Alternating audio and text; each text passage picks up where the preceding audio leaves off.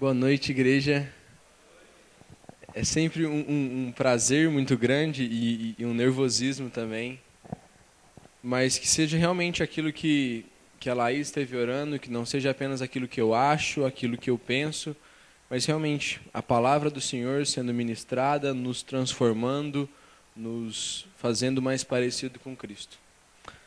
Pensando um pouco naquilo que o pastor esteve falando, um pouco da reforma, a história da igreja é marcada por alguns avivamentos, pessoas que se dispõem diante do Senhor a colocar a sua vida diante dele, e o interessante é que essas coisas geralmente vieram junto de confissão de pecados, impactos sobre a sociedade, pessoas realmente confessando Jesus como o Senhor.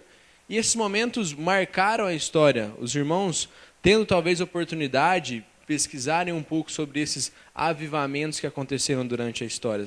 Avivamentos que aconteceram na Nova Inglaterra, na questão dos Estados Unidos, na Coreia, na Europa, eles realmente marcaram a história da igreja. Porém, essas histórias geralmente trazem à nossa mente que é algo para esse povo, algo que aconteceu ali e algo que não é tão peculiar à nossa vida. Mas eu quero falar um pouco exatamente de talvez um avivamento pessoal. Talvez a palavra avivamento hoje caiu em um descaso, um desuso muito grande. Por conta de avivamento nos lembra pular, luzes, promessas e coisas do tipo. Mas não, é um avivamento, uma vida que realmente compreende a liberdade em Cristo. Que compreende que realmente em Cristo somos libertos do pecado para uma nova vida.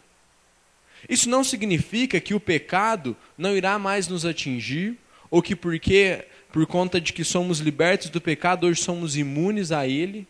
Não, mas essa luta que é travada diariamente contra o pecado, não sendo mais dominado por ele, mas sendo realmente dominado por Cristo.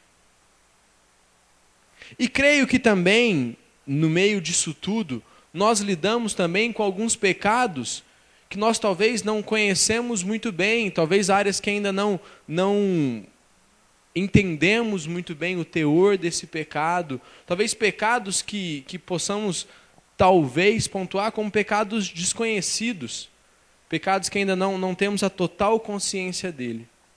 Porém, não é desses que gostaria de falar hoje. Mas sendo libertos do pecado, gostaria de tocar em áreas que nós muito bem sabemos que precisamos melhorar. Aquelas áreas que, por mais que somos libertos do pecado, ainda não temos tocado nela como deveríamos tocar. Isso, confesso que é um desafio pessoal por olhar para áreas da minha vida e precisar entender, compreender melhor a liberdade.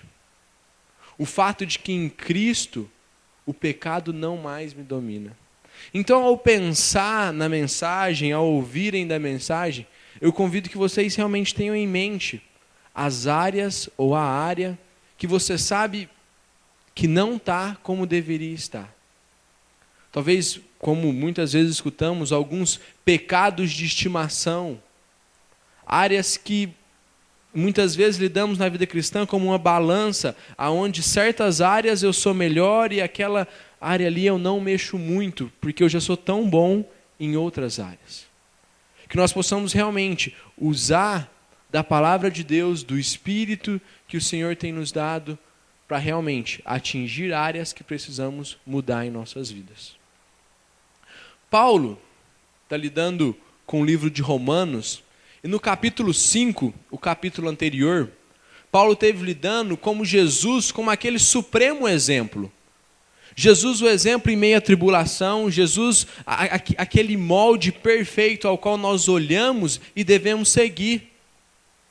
E no final do capítulo 5, Paulo termina o seu discurso com um paralelo entre Adão e entre Cristo. Em Adão, todos foram condenados. Em Cristo, todos receberam a salvação, a justificação e a graça. Então, dentro desse paralelo, nós chegamos no capítulo 6. Convido os irmãos a abrirem a Bíblia em Romanos 6, versículos de 1 a 14. Romanos 6, versículos de 1 a 14.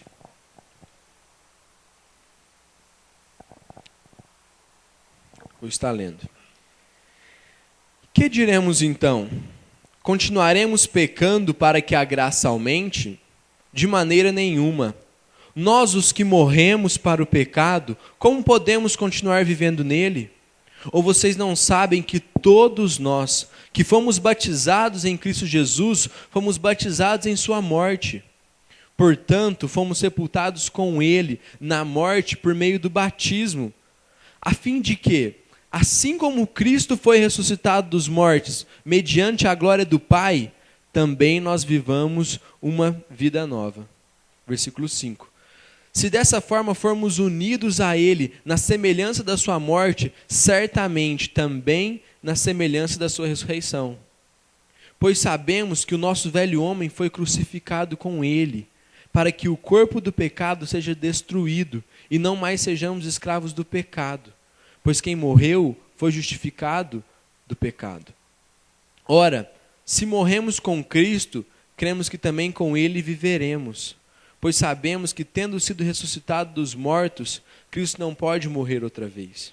A morte não tem mais domínio sobre ele, porque morrendo, ele morreu para o pecado uma vez por todas, mas vivendo, vive para Deus. Da mesma forma, considerem-se mortos para o pecado, mas vivos para Deus em Cristo Jesus. Portanto, não permitam que o pecado continue dominando os seus corpos mortais, fazendo que vocês ofereçam os seus desejos. Não ofereçam os membros do corpo de vocês ao pecado, como instrumento de injustiça. Antes, ofereçam-se a Deus, como quem voltou da morte para a vida, e ofereçam os membros de vocês a Ele, como instrumento de justiça, pois o pecado não os dominará, porque vocês não estão debaixo da lei, mas debaixo da graça. Oremos.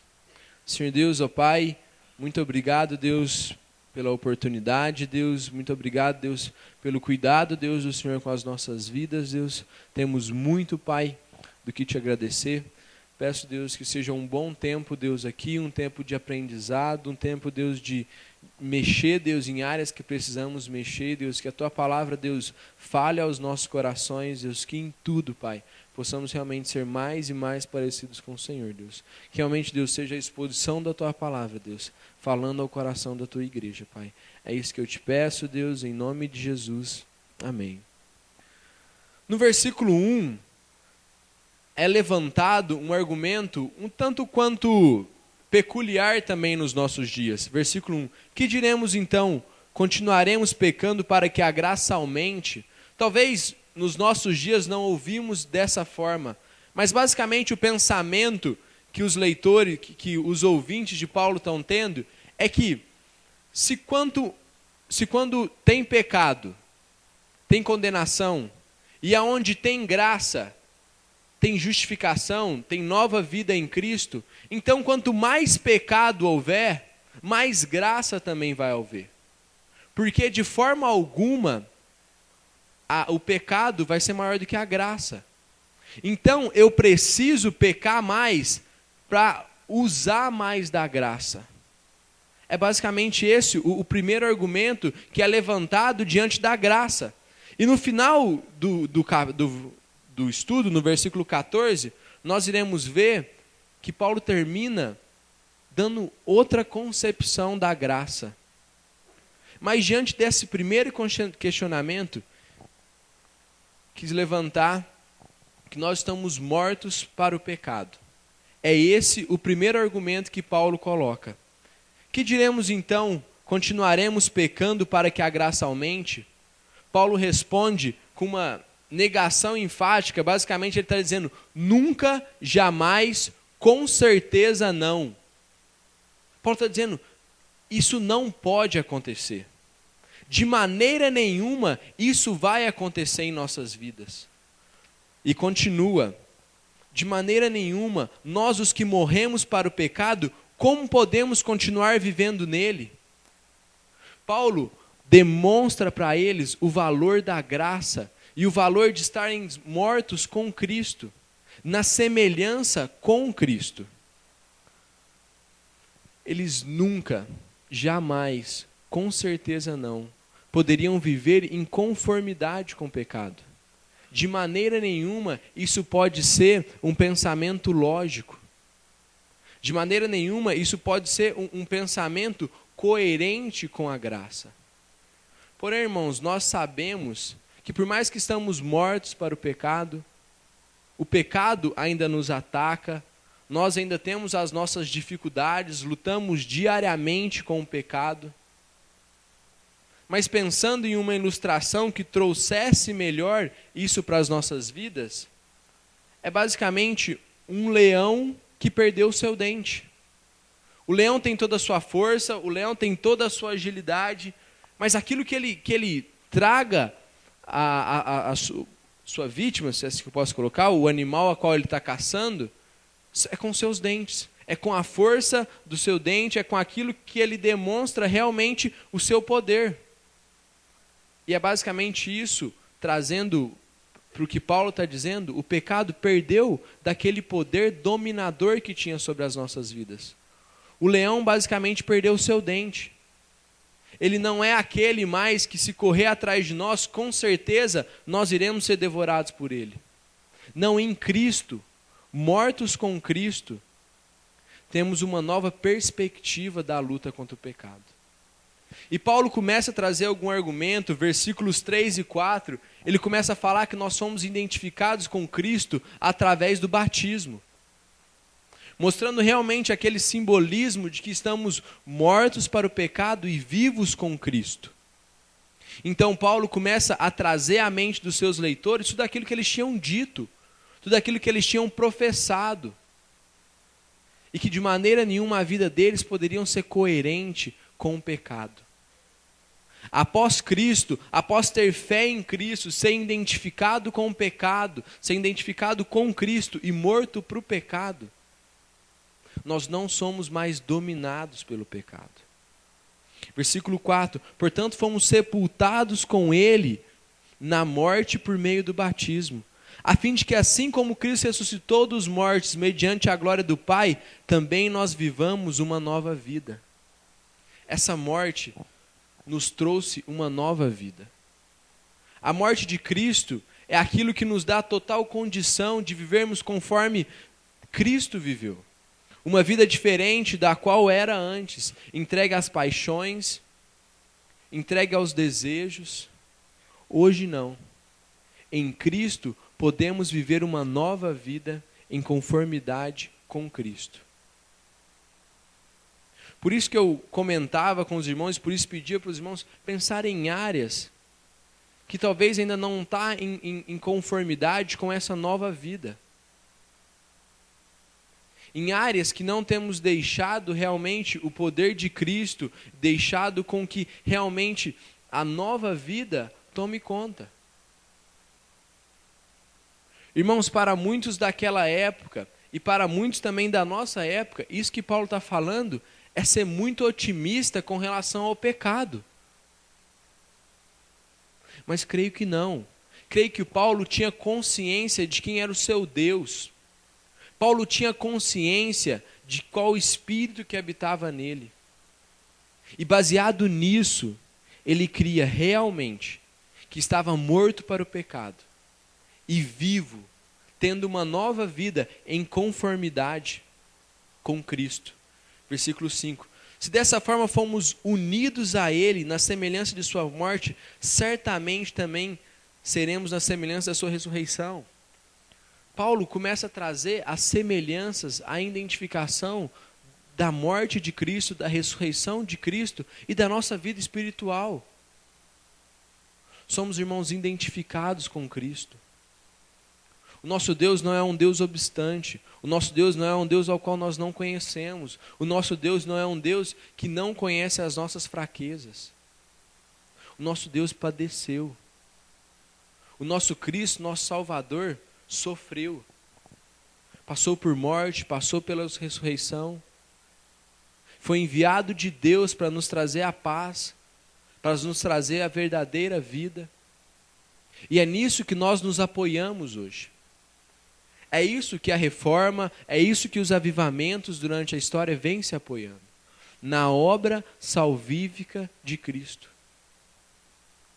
E nós estamos mortos com Cristo. Os nossos pecados, a nossa antiga natureza, está sepultada com Cristo Jesus. E basicamente isso, irmão. Uma primeira ilustração de um leão que perdeu o seu dente. Um patrão que perdeu o seu empregado. Então, versículos de 1 a 5 basicamente nos dá esse primeiro princípio de que estamos mortos para o pecado. E os versículos de 6 até os versículos 11, Paulo vai nos trazer uma nova perspectiva. Não apenas mortos, mas também vivos. Vivos em Cristo Jesus. Então, Paulo lidou nos versículos de 1 a 5, basicamente com o fato de que em Cristo os nossos pecados estão sepultados. Mas não acaba por aí, nós temos uma nova vida, nós temos uma liberdade que só em Cristo podemos ter. Versículo 6. Pois sabemos que o nosso velho homem foi crucificado com ele, para que o corpo do pecado seja destruído e não sejamos mais escravos do pecado. Paulo, basicamente, no versículo 6, está lidando com dois velhos homens. Um primeiro, que está sepultado com Cristo Jesus. E um outro ao qual nós lutamos. Um outro ao qual nós fazemos morrer diariamente. Como disse, Paulo não está aqui dizendo que o pecado não pode mais nos atingir. Paulo não está dizendo que o pecado é algo inofensivo.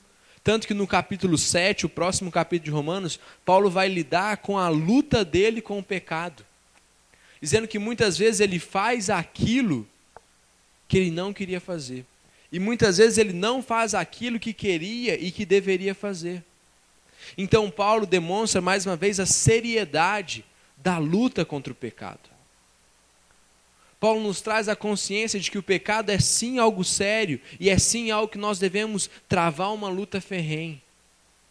Mas uma luta que tenha consciência, uma luta que parte do ponto que Cristo Jesus é aquele que me impulsiona a essa luta.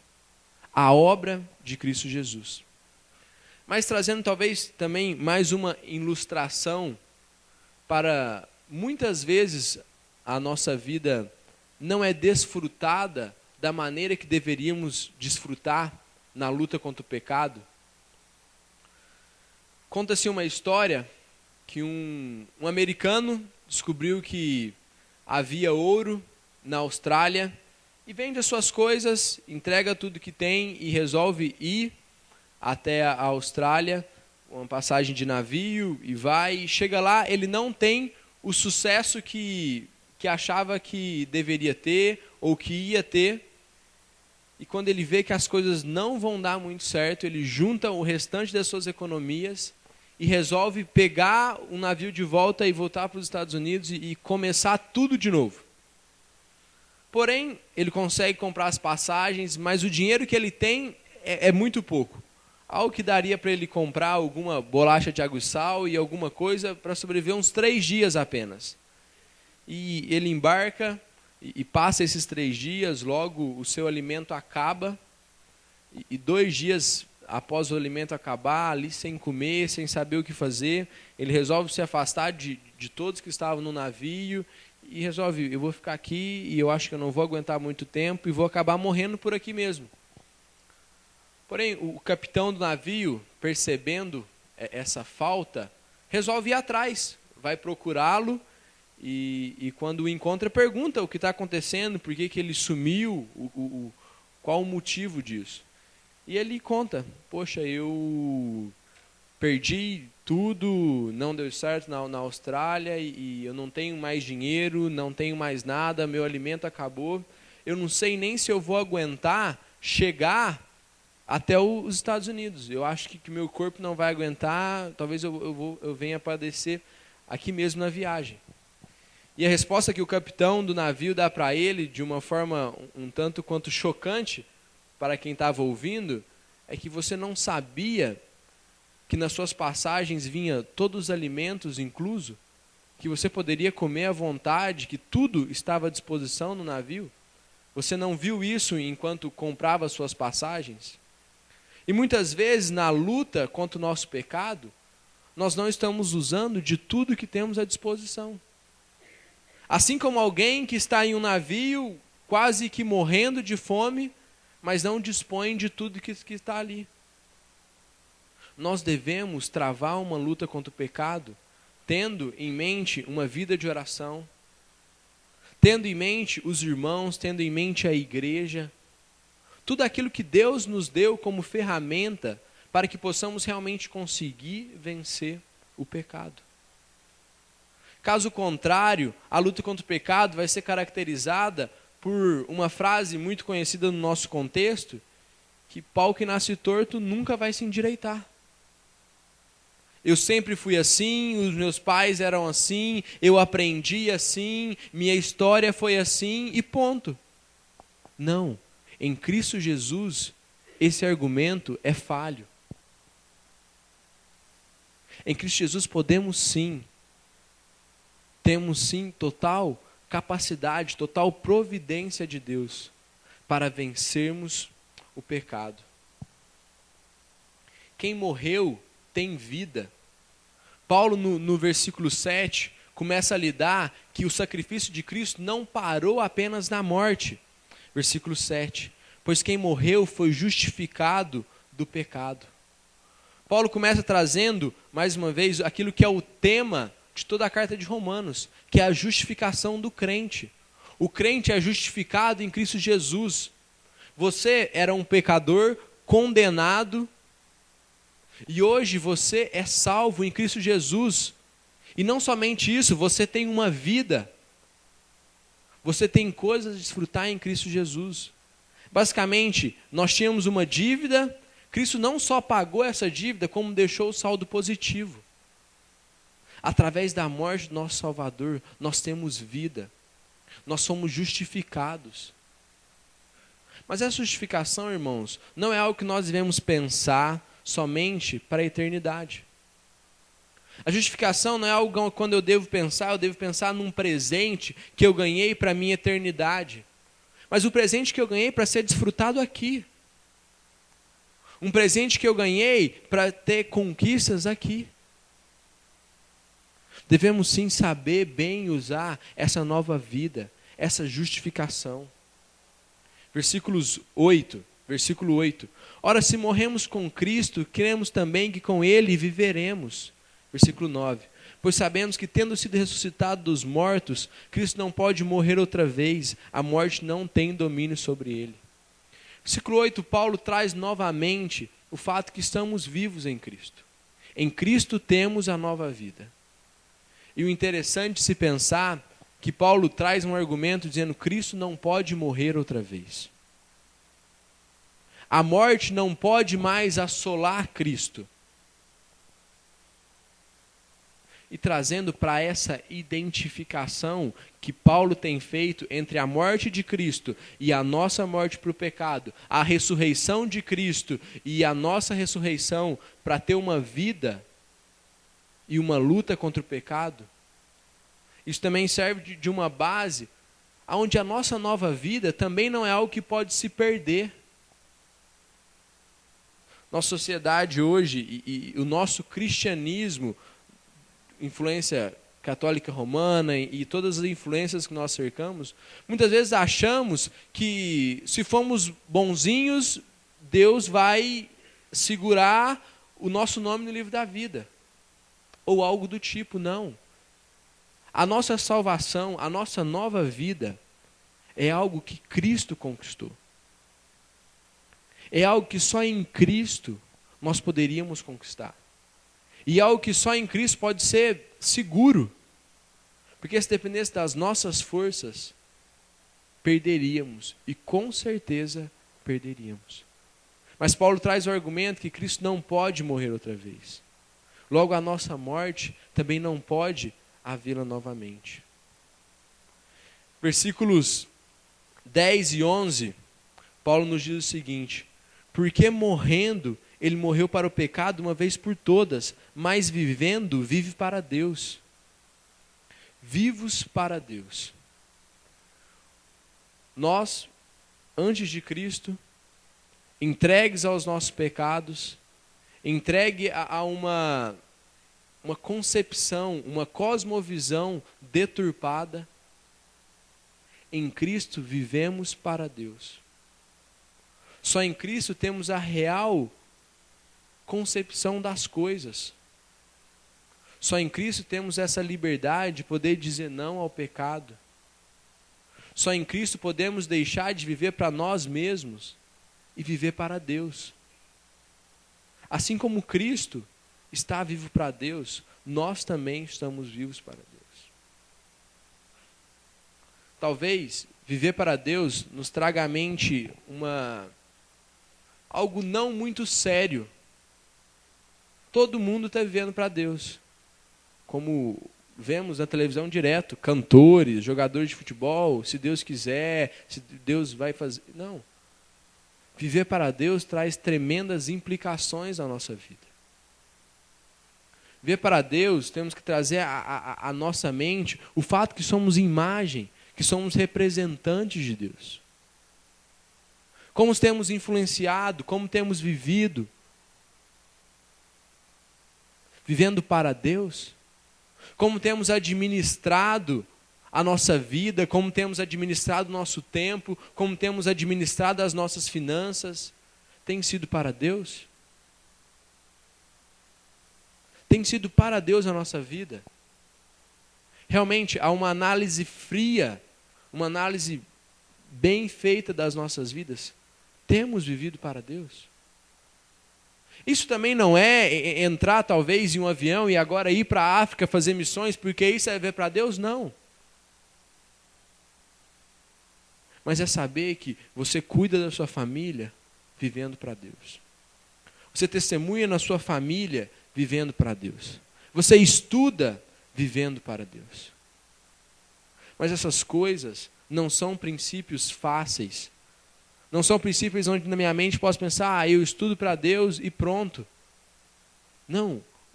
O dizer disso, o pensar disso, o conhecer disso, traz implicações seríssimas. Porque um dia nós também teremos com Deus. E porque Deus tem visto realmente as nossas atitudes. Tem visto essas áreas onde nós não temos tocado. Eu sou assim mesmo. Eu sempre fui assim. Eu aprendi assim. Eu faço assim. Por favor, não mexa nisso, porque eu faço assim. Irmãos, a humildade precisa ser uma característica nítida nas nossas vidas. A humildade de não viver para nós mesmos. A humildade de não vivermos para os nossos bel prazeres. Como disse, essas áreas intocáveis. Nós como crentes não podemos viver com áreas intocáveis. Das coisas que tenho me deparado com alguns amigos e também tenho sondado muito meu coração, é pensar que de alguma forma eu sou acima do bem e do mal. Eu jamais falo isso, eu não vou falar isso para as pessoas, mas muitas vezes vivemos como se isso fosse uma realidade nas nossas vidas. Aquilo que nós fazemos é o melhor. Se uma pessoa faz diferente, ela não faz tão bom quanto eu. Muitas vezes as nossas decisões são friamente feitas, pouco oradas. Confesso que essa é uma dificuldade pessoal minha. Muitas vezes quando alguém fala que tem que fazer alguma coisa ou que eu vou ter que passar por uma situação na vida, a minha mente logo pensa nas implicações. Ouvi isso de um professor essa semana e me identifiquei com isso. A minha mente muitas vezes liga nas implicações, liga o que eu vou ter que fazer, o que as pessoas ao meu redor vão ter que fazer, no que isso vai gerar. E a solução muitas vezes eu mesmo tomo.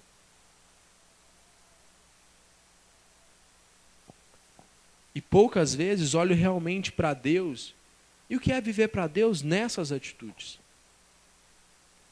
Perseverança em oração é uma marca de quem realmente tem vivido para Deus.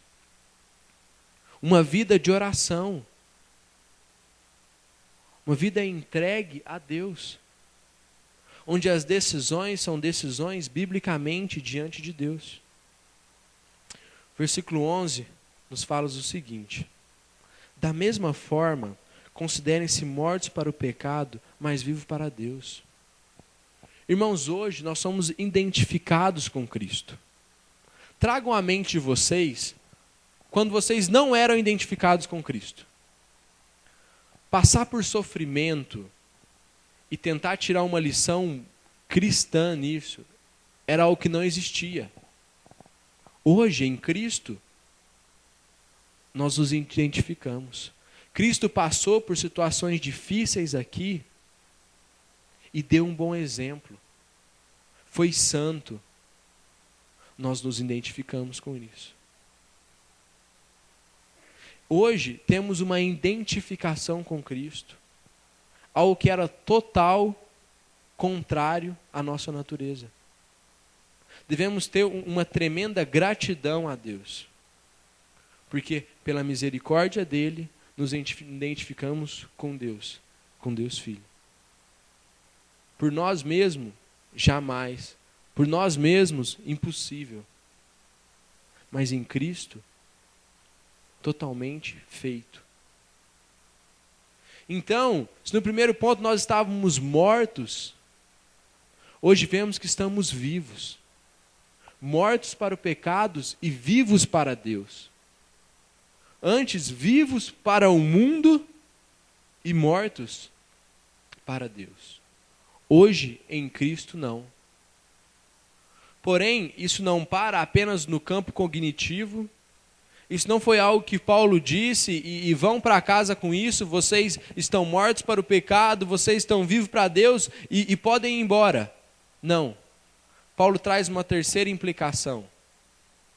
Não mais dominados pelo pecado. É exatamente aqui que Paulo está dizendo. Paulo usa de dois argumentos para tocar na área onde os seus leitores tinham uma má formação. Eles olharam para a graça e disseram, então vamos pecar mais, porque quanto mais a gente pecar, mais da graça a gente vai desfrutar.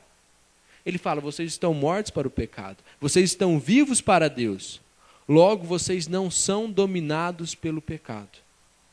Versículo 12. Portanto, não permita que o pecado continue dominando os seus corpos mortais, fazendo com que vocês obedeçam aos seus desejos. Paulo está dizendo que o pecado não pode mais nos dominar. Nós não podemos continuar vivendo uma vida onde a nossa característica é ser derrotado pelo pecado. Não, uma nova vida em Cristo, ela não é mais dominada pelo pecado. Ela é dominada por Cristo Jesus. Em todas as áreas da vida. Lógico, algumas áreas com mais dificuldades, outras com menos. Mas em Cristo, não mais dominados. Sem Cristo, totalmente dominado. Não tínhamos escolha. Em Cristo, não tínhamos escolha. Mas Deus nos deu a possibilidade de vivermos em conformidade com Cristo. Versículo 12. Portanto, não permita que o pecado... Versículo 13, perdão, irmãos. Não ofereçam membros do corpo de vocês ao pecado como instrumento de injustiça. Antes ofereçam-se a Deus como quem voltou da morte para a vida. E ofereçam-se os membros de vocês a Ele como instrumento de justiça. Paulo nos diz, irmãos, se ofereçam como instrumento de justiça. Como instrumentos nas mãos do Redentor. Instrumentos nas mãos de Deus. Servindo para as boas obras que Ele mesmo preparou para nós. Se sem Cristo não conseguíamos fazer, hoje em Cristo conseguimos fazer. A nossa língua tem que ser um instrumento de justiça. A nossa mente tem que ser um instrumento de justiça. O nosso corpo um instrumento de justiça. e não mais entregue às injustiças que um dia eram as nossas características. Versículos 13 a 14. Versículo 14. Pois o pecado não os dominará, porque vocês não estão debaixo da lei, mas debaixo da graça. Paulo traz a graça contrapondo aquele primeiro ponto lá em cima. Nós vamos continuar pecando para que a graça aumente. Paulo no versículo 14 termina dizendo não. Vocês não vão continuar pecando porque vocês estão debaixo da graça. Paulo corrige a má concepção. Paulo está dizendo que a graça fez aquilo que a lei não conseguiu fazer. A graça nos deu liberdade. Em Cristo somos libertos para essa nova vida. Somente através da graça de Cristo. Não é uma fórmula, não é a minha força, é Cristo Jesus, me dando possibilidade de dizer não ao pecado. Aquela área mais difícil da minha vida. Em Cristo Jesus, eu não serei dominado por ela, como já fui outrora. Pensando nisso, irmãos, pensando mais uma vez, recapitulando que estamos mortos para o pecado, vivos em Cristo Jesus e o pecado não mais nos domina, trouxe um esqueminha só para a gente pensar um pouco junto.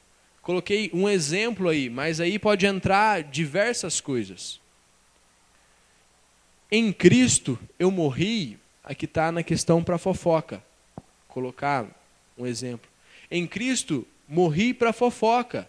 Em Cristo morri para imoralidade. Em Cristo morri para aquela área que você tanto tem tido dificuldades. Agora sou vivo em Cristo, a semelhança de Cristo, eu falo como Cristo. Porque eu me identifiquei com Cristo. Porque em Cristo eu sou identificado com a morte e com a ressurreição de Cristo. Agora sou vivo, eu não mais uso da fofoca. Eu trago à minha mente como Cristo lidaria com isso. Então, eu busco conhecer mais de Cristo, eu busco conhecer mais de Deus, para que eu possa falar como Cristo. Não sou escravo. Não sou escravo da fofoca. Não somos mais dominados por isso. Isso não é uma situação na nossa vida onde nós estamos praticamente amordaçados e não temos o que fazer. Não. Em Cristo não somos escravos. Não ofereço a minha língua para o pecado, mas para Deus. Efésios nos diz isso, aquele que roubava não roube mais, antes trabalhe e ajude na casa do Senhor. Antes aquele que fofocava, não fofoque mais, antes use da sua língua para edificação. Aquele que tinha dificuldades nas áreas morais, não use mais disso, antes use do seu corpo para edificação, para santidade. Aquele que roubava, trabalha e ajuda na casa do Senhor. Então, irmãos, possamos pensar nisso. Esse processo em Cristo. Esse processo de transformação em Cristo. Porque as nossas transformações, as nossas mudanças, são uma oportunidade de glorificação, de adoração a Deus. Com certeza, quando colocamos áreas diante de Deus, Ele é o maior interessado na nossa transformação. O maior interessado na sua transformação não é o pastor, o maior interessado na sua transformação não sou eu, o maior interessado na sua transformação não é a igreja de uma forma geral, o maior interessado na sua transformação não é nem você. O maior interessado nisso é Cristo. O maior interessado nisso foi Deus. E Deus tinha um interesse tão grande nisso, que Ele enviou Cristo Jesus, para que pudesse dar oportunidade de transformação. Mas que não sejamos como aquele que está no navio e não desfruta de tudo que está à sua disposição.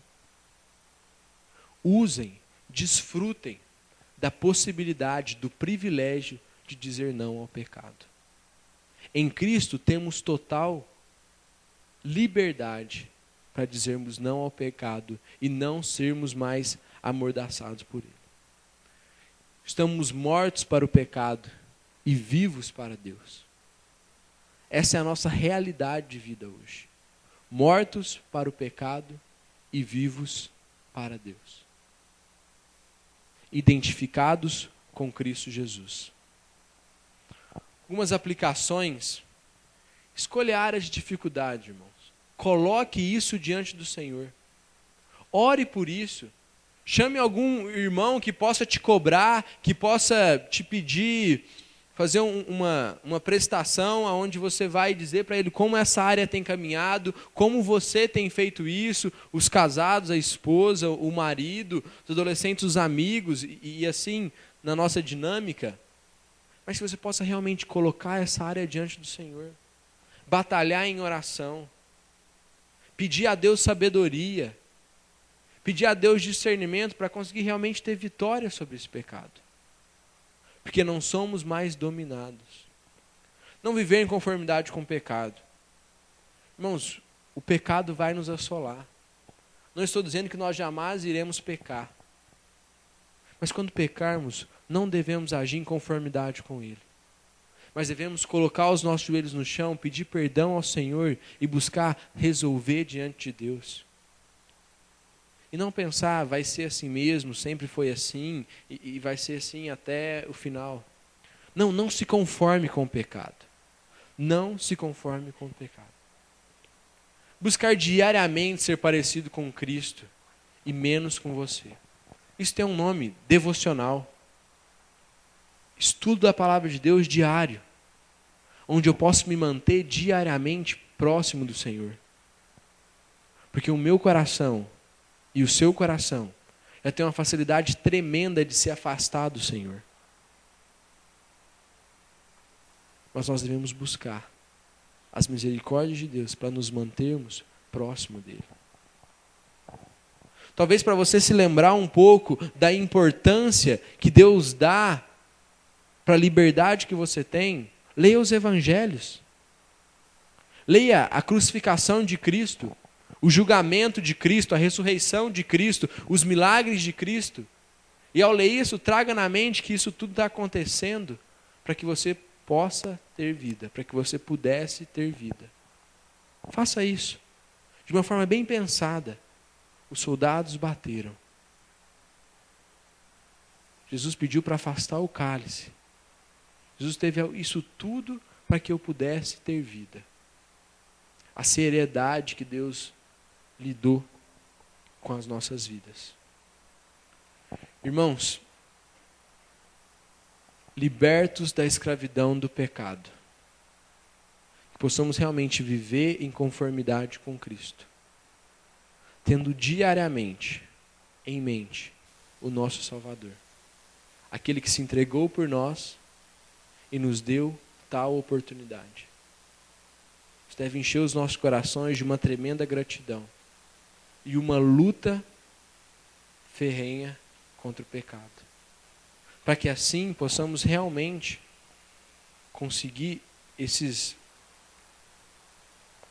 entendendo a expressão, esses avivamentos espirituais, conformidade com Cristo, confessar de pecados, não lidar com o pecado como algo que acontece, sou pecador, então peco e vai ser assim. Não. Mas lidar com o pecado de uma forma séria. Lidar com o pecado na transformação da minha mente, sendo instrumento de justiça para a glória de Deus. Oremos. Senhor Deus, ó Pai, nos capacite, Deus. Nos ajude, Deus, a realmente, Deus, entregarmos os nossos corpos, Deus, entregarmos, Deus, a nossa mente, Deus, ao Senhor, Pai. Como instrumento de justiça, Deus, desfrutando da liberdade que temos no Senhor, Pai. Desfrutando, Deus, do prazer em te servir. Do prazer, Deus, em dizer não ao pecado e desfrutar de um relacionamento contigo, Deus. Nos capacita nisso, Deus.